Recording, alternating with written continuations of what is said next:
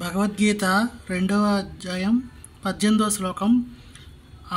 అంతవంత ఇమే దేహో నిత్యసోక్త శరీరిణః అనాశినో ప్రమేయస్య తస్మాత్ యుధ్యస్య భారత. వినాశము లేనివాడు అపరిమితుడు నిత్యుడు అయినట్టు జీవునకు భౌతిక దేహం తప్పక నశించి తీరుతుంది. కనుక ఓ భరతవంశీయుడా, నీవు యుద్ధము చేయుము. స్వభావరీత్యా భౌతిక దేహం నశించిపోయేది.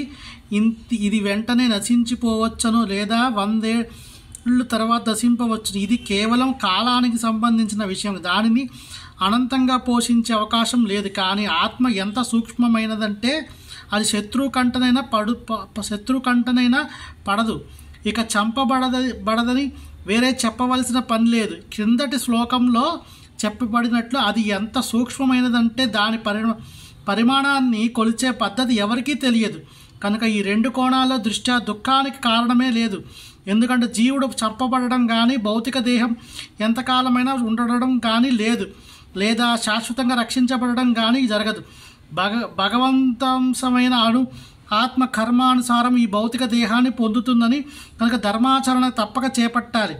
పరమ ప్రకాశాంశమైన కారణంగా వేదాంత సూత్రాలతో జీవుడు వెలుగుగా యోగ్యతను పొందాడు. సూర్యకాంతి సమస్త విశ్వాన్ని పోషించినట్లుగా ఈ ఆత్మకాంతి భౌతిక దేహాన్ని పోషిస్తుంది.